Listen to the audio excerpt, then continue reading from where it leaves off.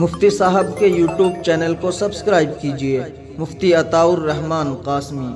على محمد وعلى آل محمد كما صليت على إبراهيم وعلى الحمد لله نحمده ونستعينه ونستغفره ونؤمن به ونتوكل عليه ونعوذ بالله من شرور أنفسنا ومن سيئات أعمالنا، من يهده الله فلا مضل له ومن يضلله فلا هادي له۔ قال الله تبارك وتعالى في القرآن المجيد والفرقان الحميد: والعصر إن الإنسان لفي خسر إلا الذين آمنوا وعملوا الصالحات۔ وقال النبي صلى الله عليه وسلم: طلب العلم فریضۃ علی کل مسلم ومسلمہ، او کما قال علیہ الصلاۃ والسلام۔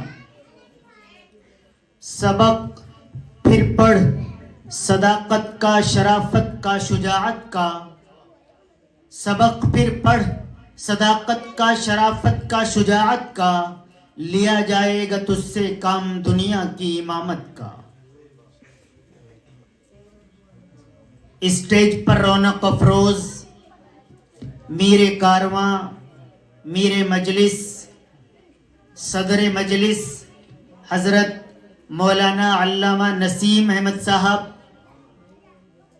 حضرت قاری یعقوب صاحب، قاری شمشاد صاحب، جامعہ کاشف العلوم کے علوم القرآن کے موقر ترین اساتذہ کرام یہاں جلوہ افروز ہیں، دیگر اسٹیج پر جلوہ افروز علماء کرام، عزیز طلبہ، طالبات اور پس پردہ بیٹھی مائیں اور بہنیں، صدر گرامی قدر کا حکم ہے کہ تقریباً 30 منٹ گفتگو کی جائے۔ میں آپ کا مہمان نہیں بلکہ یہاں میزبان کی حیثیت رکھتا ہوں، آپ کا پڑوسی، آپ کا بھائی بھتیجا اور آپ کا بہت قریبی ہوں، نہ ہی میں کوئی خطیب ہوں۔ دل میں کڑھن ہے کہ قوم تک، ملت تک قرآن کی، دین اسلام کی، سنت نبوی کی، امہات المؤمنین والمؤمنات کے تمام تر کارنامے، اقوال و افعال قوم تک، امت تک، طلباء تک اور خواتین تک پہنچ جائیں۔ آج میں جو یہاں غور کر رہا ہوں، اسٹیج پر تو علماء کرام تشریف فرما ہیں جنہیں کوئی نصیحت کرنا یا کوئی خطاب سنانا یہ میرے لیے بے ادبی کی بات ہوگی۔ ان حضرات کے سامنے تو میں اپنا سبق دہراؤں وہی بہتر ہے، لیکن اس کے علاوہ جو میں دیکھتا ہوں کہ الحمدللہ خواتین کی ایک کثیر تعداد پس پردہ بیٹھی ہوئی ہیں، تو آج میں چاہتا ہوں کہ جو گفتگو ہو وہ خواتین کے متعلق ہو۔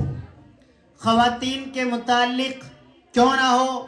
اللہ تبارک و تعالی نے جب حضرت آدم علیہ السلام کو پیدا کیا ہے تو ساتھ ہی حضرت حوا کو پیدا کیا ہے۔ اللہ تبارک و تعالی نے جو شرعی احکامات بتلائے ہیں، جہاں مردوں کو بتلائے ہیں وہیں عورتوں کو بھی بتلائے ہیں۔ جس طریقے پر نماز پڑھنا مردوں پر فرض ہے، اسی طریقے پر خواتین پر بھی فرض ہے۔ جس طریقے پر روزہ رکھنا مردوں پر فرض ہے، اسی طریقے پر خواتین پر بھی فرض ہے۔ تو دین اسلام، شریعت اسلامیہ مرد و خواتین میں مختصر بالکل کم مسائل کو چھوڑ کر کوئی بھید بھاؤ کا برتاؤ نہیں کرتی ہے۔ شریعت اسلامیہ کسی طور پر عورت کو کم درجے کی خاتون نہیں بتاتی ہے، بلکہ آج دنیا کے اندر مغرب یورپ یہ آواز لگا رہا ہے کہ مسلم قوم خواتین کو گھروں کے اندر بند رکھنا چاہتی ہے. شریعت اسلامیہ خواتین کو حقوق آزادی فراہم نہیں کرتی ہے. شریعت اسلامیہ خواتین کو پردے میں قید کر کے رکھنا چاہتی ہے.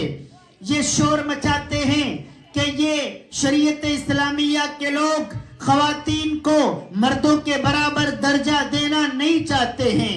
یہ یورپ کے لوگ اور ہمارے ملک کے اندر بھی کچھ لوگ کبھی 3 طلاق کے نام پر اور کبھی کسی اور عنوان پر خواتین کو ورغلانے کی کوشش کرتے ہیں اور یہ کہتے ہیں کہ یہ امت مسلمہ، یہ قرآن و حدیث، یہ علماء ربانیین آپ پر ظلم کرتے ہیں، آپ کو قید کرنا چاہتے ہیں، آپ کو مرد کے برابر آپ کو نوکری میں لانا نہیں چاہتے ہیں.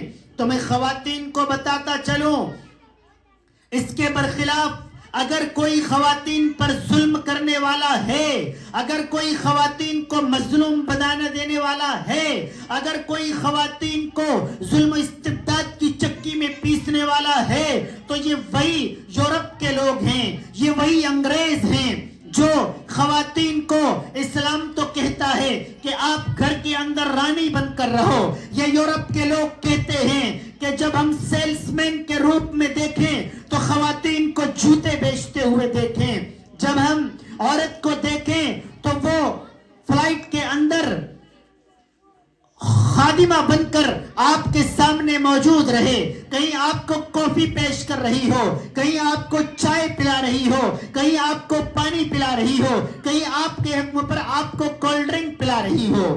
یہ یورپ کے درندے خواتین کے ساتھ کیا انصاف کر سکتے ہیں؟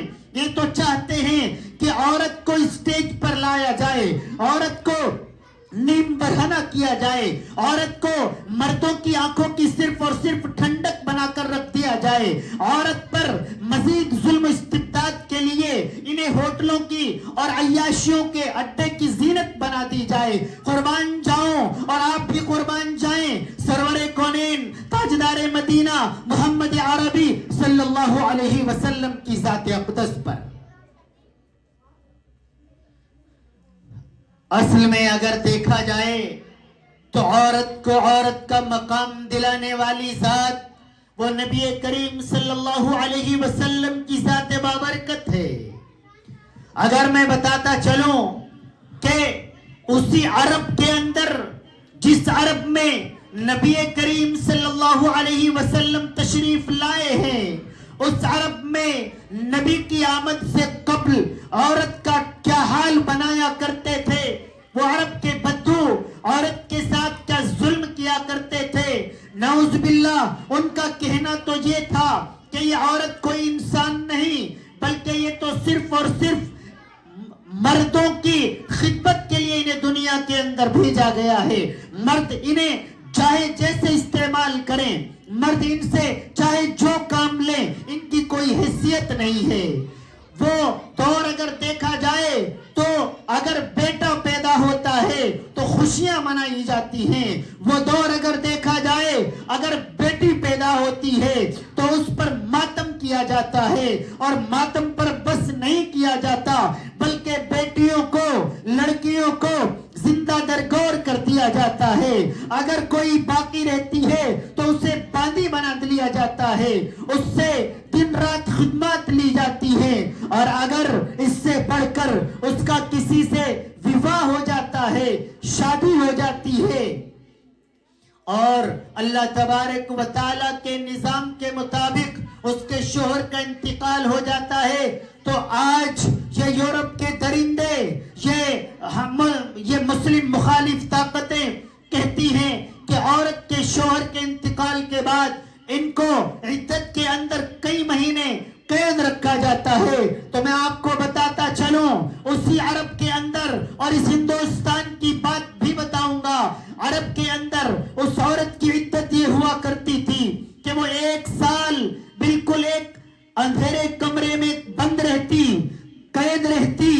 باہر سے اسے کھانا دیا جاتا، اس کو چھو لینا، اس سے بات کر لینا، یہ اپنے لیے بدقسمتی کا ایک نمایاں طور پر نشان سمجھا جاتا، یہیں پر بس نہیں کیا جاتا، بلکہ جب خاتون کے وہ 1 سال مکمل ہو جاتا تو اس خاتون کے سر پر اونٹ کی مینگنیاں رکھ دی جاتی، وہ اس ٹوکرے کو لے کر گلی کوچوں سے گزرتی اور اپنے ہاتھ سے ان مینگنیوں کو اتار کر پھینکتی جاتی، تاکہ پورے محلے کو، پورے علاقے کو، پورے قصبے کو، پورے گاؤں کو یہ معلوم ہو جائے کہ یہ خاتون، اس کے شوہر کا انتقال ہو چکا ہے اور اس کی عدت آج مکمل ہوئی ہے۔ یہ ظلم و استبداد عرب کے اندر کیا جا رہا تھا۔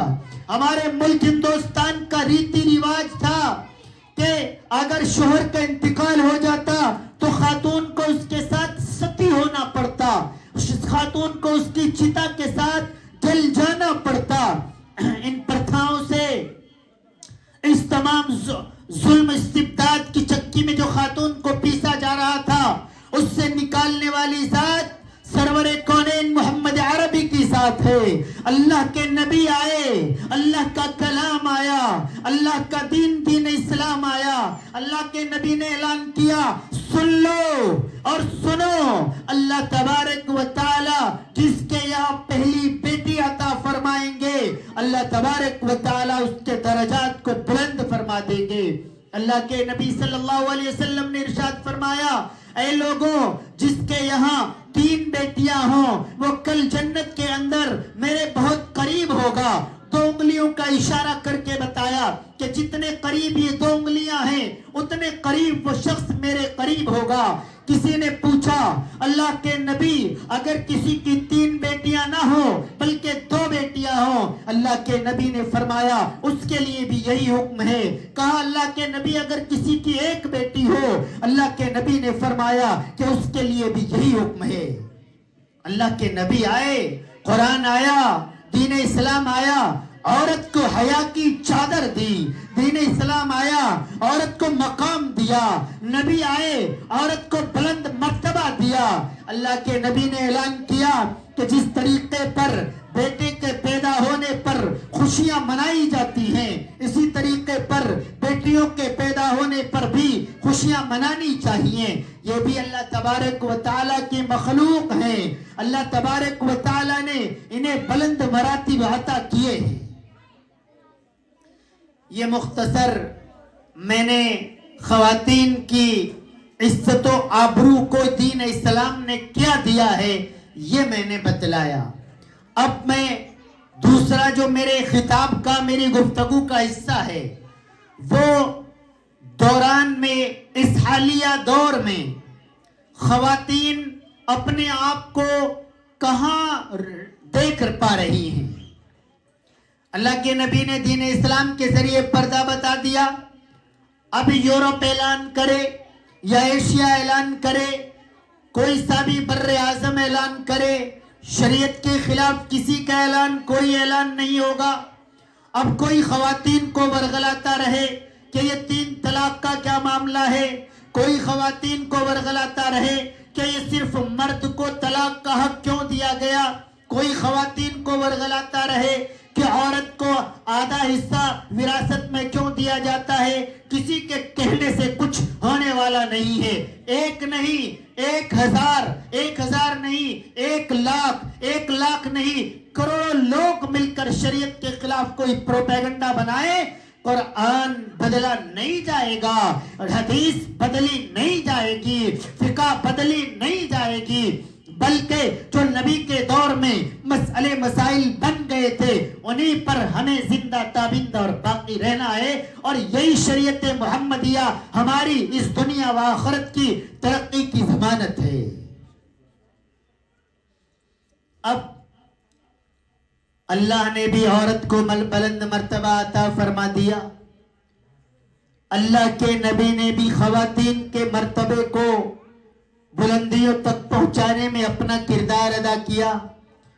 شریعت محمدیہ نے بھی بار بار خواتین کے رتبے کو بیان کیا، لیکن ساتھ ہی ساتھ خواتین کان کھول کر سن لیں، جو یہاں بیٹھی ہوئی ہیں وہ بھی سن لیں، جہاں تک میری آواز جا رہی ہے وہ بھی سن لیں. شریعت نے اس کے ساتھ ساتھ پردے کا حکم فرمایا. جس طریقے پر نماز کا پڑھنا فرض ہے، جس طریقے پر روزے کا رکھنا فرض ہے، اسی طریقے پر پردے کا اہتمام کرنا بھی لازمی اور ضروری ہے. آج امت مسلمہ پردے کے اعتبار سے میری مائیں اور بہنیں بہت تنزلی کی طرف جا چکی ہیں، جہنم کی طرف بڑھتی چلی جا رہی ہیں. آج پردے کا اہتمام خاص گھروں کے اندر بھی نہیں رہا ہے. ہم اگر اپنی شادیوں کو دیکھتے ہیں تو وہ ہمیں بے پردہ نظر آتی ہیں. آج اگر ہم اپنی مارکیٹ اور بازار کو دیکھتے ہیں تو وہ ہمیں بے پردہ خواتین نظر آتی ہیں.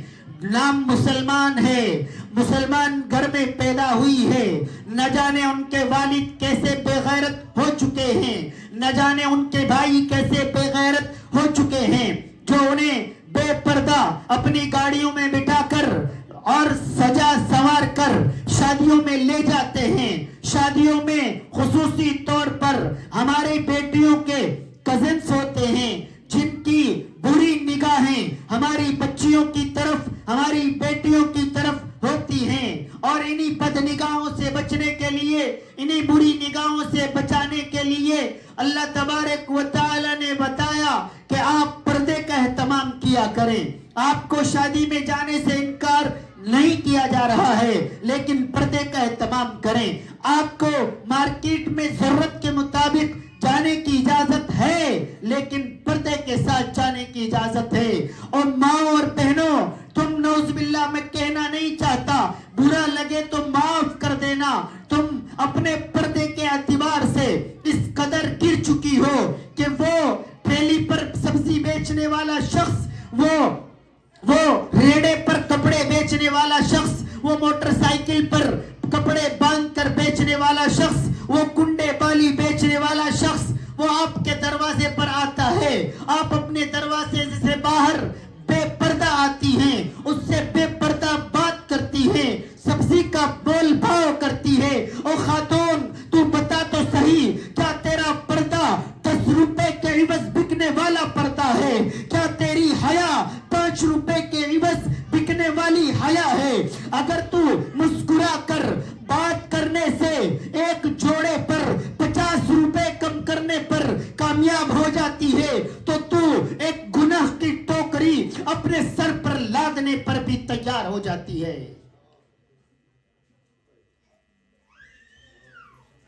کیا ضرورت پڑی ہے کہ آپ باہر جائیں، اس پھل والے سے، اس سبزی والے سے، اس کپڑے والے سے، اس کنڈی بالی والے سے آپ بات کریں، چہرہ کھول کر بات کریں؟ کیا اس کی ضرورت آئی ہے؟ کچھ عورتیں مسکرا کر بات کرتی ہیں کہ بھیا ہمیں تو یہ اتنے کا لگا دو. وہ مسکرا کر اس لیے شاید بات کرتی ہیں کہ یہ ہماری مسکراہٹ کی وجہ سے پیسے کم کر دے گا. ہو سکتا ہے کم کر دے، واقعی وہ کم کر دے گا. اتنے کم نہیں کرے گا کہ وہ اپنے سے دے جائے گا. وہ پہلے ہی آپ کو 500 روپے کے سوٹ کے 1300 روپے بتا کر چلتا ہے. 300 روپے خود کم کر دیتا ہے، 200 روپے آپ کی مسکراہٹ پر کم کر دیتا ہے، 800 روپے کا پھر بھی 500 روپے کا سوٹ وہ آپ کو دے کر جاتا ہے. تو میری ماں اور بہنوں، کیا ضرورت پڑی ہے کہ ہم مختصر پیسوں کے لیے اپنی حیا کو بیچ دیں؟ آپ مارکیٹ گئی، بازار گئی، پردے کے ساتھ آپ کوئی چیز خرید لیں اور ہنس کر مسکرا کر اس سے بات نہ کریں، بلکہ شریعت تو کہتی ہے کہ اگر ضرورت کے مطابق کسی غیر مرد سے بات کرنی پڑ رہی ہے تو آپ سخت لہجے میں بات کیا کریں. آپ اس سے کہیے کہ ہم یہ سوٹ 600 روپے کا لیں گے، آپ کو دینا ہے دیجیے، نہیں تو رہنے دیجیے. اس سے زیادہ لمبی گفتگو کریں اور چہرہ کھلا ہوا ہو تو یہ قطعی طور پر شریعت جائز قرار نہیں دیتی ہے. قربان جائیے حضرت فاطمہ رضی اللہ تعالی عنہا پر اللہ کے نبی صلی اللہ علیہ وسلم تشریف لاتے ہیں، کنڈی کھٹکھٹاتے ہیں. حضرت فاطمہ رضی اللہ تعالی عنہ کو آواز لگاتے ہیں. حضرت فاطمہ رضی اللہ تعالی عنہ معلوم کرتی ہے اللہ کے نبی آپ کے ساتھ کوئی ہے؟ اللہ کے نبی فرماتے ہیں ہاں ہے. حضرت فاطمہ رضی اللہ تعالی عنہ فرماتی ہے اے والد گرامی آپ اندر نہیں آ سکتے، میرے پاس پردے کے لیے چادر نہیں ہے. اللہ کے نبی صلی اللہ علیہ وسلم دیوار کے اوپر سے اپنی چادر پھینکتے ہیں. حضرت فاطمہ رضی اللہ تعالی عنہ پورے پردے کا اہتمام کرتی ہیں اور اس کے بعد اپنے والد گرامی سے ملاقات کرتی ہیں. قربان جاؤ حضرت فاطمہ رضی اللہ تعالی عنہ پر. اور دن کے اندر زندگی کی حالت میں بازاروں میں گھومنے والی خواتین اور دن کے اندر اپنے باہر غیر مردوں سے چہرہ کھول کر سامان خریدنے والی خواتین حضرت فاطمہ کو سنو، وہ کہتی ہیں کہ جب میرا جنازہ اٹھایا جائے تو وہ رات کے اندھیرے میں جنازہ اٹھایا جائے. آپ سب جانتے ہیں کہ جب جنازہ اٹھایا جاتا ہے تو پورے پردے کا اہتمام کیا جاتا ہے، یہاں تک کہ جو چارپائی ہوتی ہے اس چارپائی کے اوپر بھی ایک بڑی چادر ڈال دی جاتی ہے. یہ بھی معلوم نہیں ہو پاتا کہ اس کے اندر خاتون ہے یا مرد ہے. اتنے اہتمام کے باوجود حضرت فاطمہ کہتی ہے کہ میرے جنازے کو رات کو اٹھایا جائے، کہیں کوئی یہ نہ کہتے کہ یہ فاطمہ کا جنازہ جا رہا ہے. یہ پردہ ہے حضرت فاطمہ رضی اللہ تعالی عنہ کا. اللہ کے نبی صلی اللہ علیہ وسلم تشریف لائے، کہنے لگے فاطمہ میرے ساتھ چلنا ہے. حضرت علی رضی اللہ تعالی عنہ تشریف لائے، کہنے لگے اللہ کے نبی میں بھی آپ کے ساتھ چلنا چاہتا ہوں. حضرت حضور پرنور نبی کریم صلی اللہ علیہ وسلم نے فرمایا کہ چلیے آپ بھی چلیے. اللہ کے نبی صلی اللہ علیہ وسلم آگے چلنے لگے. اس کے بعد حضرت فاطمہ رضی اللہ تعالی عنہ چلنے لگی. اس کے پیچھے یعنی سب سے پیچھے حضرت علی رضی اللہ تعالی عنہ چلنے لگے. حضرت علی رضی اللہ تعالی عنہ نے معلوم کیا اے اللہ کے نبی حضرت فاطمہ آپ کی بیٹی ہیں، میری بیوی ہیں، تو قاعدے کے مطابق تو سب سے آگے آپ کو چلنا چاہیے، پھر مجھے چلنا چاہیے، پھر حضرت فاطمہ رضی اللہ تعالی عنہ کو چلنا چاہیے. اللہ کے نبی صلی اللہ علیہ وسلم نے ارشاد فرمایا کہ فاطمہ اس بات کا جواب آپ دو. اب آپ خواتین خصوصی طور پر جواب سنیں.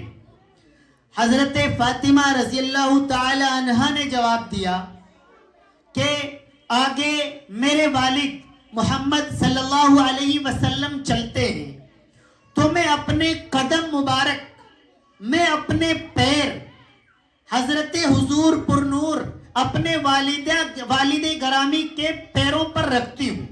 جہاں اللہ کے نبی پیر رکھتے ہیں وہاں میں پیر رکھتی ہوں. اور حضرت علی رضی اللہ تعالی عنہ جو میرے پیچھے چل رہے ہیں، جہاں میں پیر رکھتی ہوں حضرت علی رضی اللہ تعالی عنہ وہاں پیر رکھتے ہیں. کہیں ایسا نہ ہو میرے گزر جانے کے بعد کسی شخص کو، کسی مرد کو یہ معلوم ہو جائے کہ یہاں سے فاطمہ رضی اللہ تعالی عنہ گزری ہیں. یہ پردے کا اہتمام ہے. آج کیا پردے کا اہتمام ہے؟ فیس بک اکاؤنٹ ہماری بہنوں کے ہیں، مسلم خواتین کے ہیں، مسلم بچیوں کے ہیں.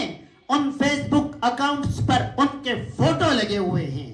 کتنے لوگ، ہزاروں لوگ انہیں دیکھتے ہیں. اپنے فوٹوز کو شیئر کیا جا رہا ہے. اپنے واٹس ایپ اکاؤنٹ کی ڈی پی خواتین نے اپنی لگائی ہوئی ہے. بے پردگی کی حد ہو چکی ہے. آج رشتے کی بات ہوتی ہے تو سینکڑوں فوٹو شیئر کر دیے جاتے ہیں کہ یہ ہماری بیٹی کتنے خوبصورت انداز میں کھڑی ہے، کتنے خوبصورت انداز میں بیٹھی ہے، کیا خوبصورت اس نے دوپٹہ اوڑھا ہوا ہے، کتنی اچھی لگ رہی ہے. وہ فوٹو شیئر کیے جا رہے ہیں. اور بہت سارے معاملات میں ایسا ہوتا ہے کہ سینکڑوں فوٹو وہاں جا چکے ہیں, سگائی ہو چکی ہے, نکاح نہیں ہوا ہے, اور وہ رشتہ ٹوٹ جاتا ہے اور وہ فوٹو انہیں کے پاس رہ جاتے ہیں. میں تو اس بات کی بھی شریعت تو اجازت نہیں دیتی کہ جن لوگوں سے آپ کا نکاح طے ہو چکا ہے انہیں بھی فوٹو شیئر کیے جائیں, بلکہ ضرورت کے مطابق جو آپ کے یہاں رواج ہے اس میں خواتین جو دیکھنے آتی ہیں وہ لڑکی کو دیکھنے آئیں, دیکھ کر جائیں. بس اس کے علاوہ فوٹوز کو غیر مردوں کو دکھانا, شریعت نے یہاں تک اجازت دی ہے کہ ایک مرتبہ لڑکا لڑکی کو سامنے کر دیا جائے, لیکن شریعت اجازت نہیں دیتی کہ فوٹو دے دیا جائے, اسے سسر بھی دیکھے, اسے دیور بھی دیکھے, اسے جیٹھ بھی دیکھے, اسے ماما کا بیٹا بھی دیکھے, اسے پھوپھو کا بیٹا بھی دیکھے, اور پھر لڑکی کو پاس کیا جائے. نہیں نہیں, شریعت اس کی اجازت نہیں دیتی ہے. آپ بھی لڑکے والے بھی ہیں تو آپ فوٹو مت مانگیے, آپ ہی لڑکی والے بھی ہیں تو آپ فوٹو مت دیجیے. آپ مارکیٹ میں جائیں تو پردے کا اہتمام کیا کریں. آپ بازار, آپ کے یہاں کوئی بیچنے والا آئے تو اس سے پردے کا اہتمام کیا کریں. خصوصی طور پر شادیوں کے اندر جائیں تو پردے کا اہتمام کیا کریں. شریعت نے بے پردگی کو حرام قرار دیا ہے. شریعت نے ایسے بناؤ سنگار کو جو مرد کے علاوہ, شوہر کے علاوہ کسی غیر مرد کے لیے, کسی غیر شوہر کو دکھانے کے لیے جو بناؤ سنگار کیا گیا ہے اسے شریعت نے ناجائز اور حرام قرار دیا ہے. اور میری بہنوں اور میری ماں, وہ میری بہنیں جو ابھی جن کا نکاح نہیں ہوا ہے وہ اپنے شوہر, کہاں ان کا شوہر ہے جسے دکھانے کے لیے وہ بناؤ سنگار کرتی ہیں. مجھے تو بس یہی لگتا ہے کہ انہیں کزنز کو جو شادی میں آنے والے ہیں, انہیں غیر مردوں کو جو شادی میں آنے والے ہیں, انہیں دکھانے کے لیے بناؤ سنگار کیا جا رہا ہے, جو ناجائز ہے, جو حرام ہے, جو ماں باپ کو شرمندہ کرنے کے لیے کافی ہو جاتا ہے. آج ماں بے پردہ بیٹی کو ساتھ لے کر جا رہی ہے, کل جب وہ کسی کے ساتھ تعلقات قائم کر لیتی ہے, کل جب وہ کسی کو واٹس ایپ کانٹیکٹ کر رہی ہوتی ہے, کل پھر ایک دن وہ آتا ہے کہ وہ چلی جاتی ہے, کورٹ میرج کر لیتی ہے. وہ ماں سر پکڑتی ہے, کہتی ہے کاش پہلے دن اپنی بیٹی پر لگام ڈال لیا ہوتا, کاش پہلے دن اپنی بیٹی کو سمجھا دیا ہوتا. آج جو پہلا دن ہے وہ آپ کی بیٹی کو برا لگ رہا ہے, لیکن یہ دن آپ کی زندگی سنوار رہا ہے, آپ کی بیٹی کا فیوچر اور مستقبل سنوار رہا ہے.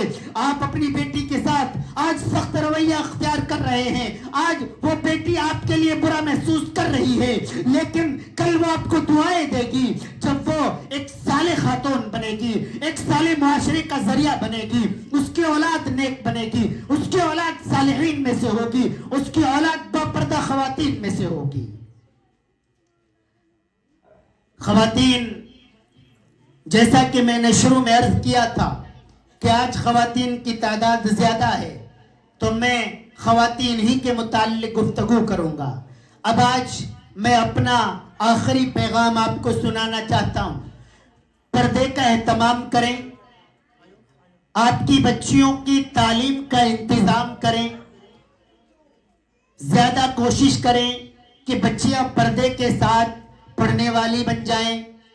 اس کے علاوہ نماز کا اہتمام کریں. بہت ساری ہماری مائیں بہنیں نماز میں بہت ساری کوتاہیاں کرتی ہیں, نماز نہیں پڑھتی ہیں. شادیوں میں با پردہ جائیں, کم جائیں, بہت قریبی شادی ہو تو ہی خواتین جایا کریں. اللہ تبارک و تعالی عمل کرنے کی توفیق عطا فرمائے. میں مبارکباد پیش کرتا ہوں آج کے اجلاس کے روح رواں حضرت مولانا رضوان صاحب دامت برکاتہم العالیہ کو کہ آپ نے اس اجلاس کا انعقاد کیا. خواتین یہاں پر آئی, علماء کرام کی آمد ہوئی. ماشاءاللہ ابھی ابھی ہمارے درمیان قطب عالم ولی کامل عارف باللہ حضرت حافظ عبدالستار صاحب نانکوی مکی نفر اللہ مرقدہ کے نبیر محترم حضرت کے پوتے حضرت اقدس الحاج فضل الرحمان صاحب دامت برکاتہم العالیہ تشریف فرما ہوئے. دیگر موقر ترین علماء کرام تشریف فرما ہیں. یہ مولانا کا قوم پر, فتح پور پر, اس محلے پر احسان ہے کہ کہ مولانا کو علماء کو بلایا، خواتین آئی، بچوں کے پروگرام، بہت خوبصورت پروگرام پیش ہوئے۔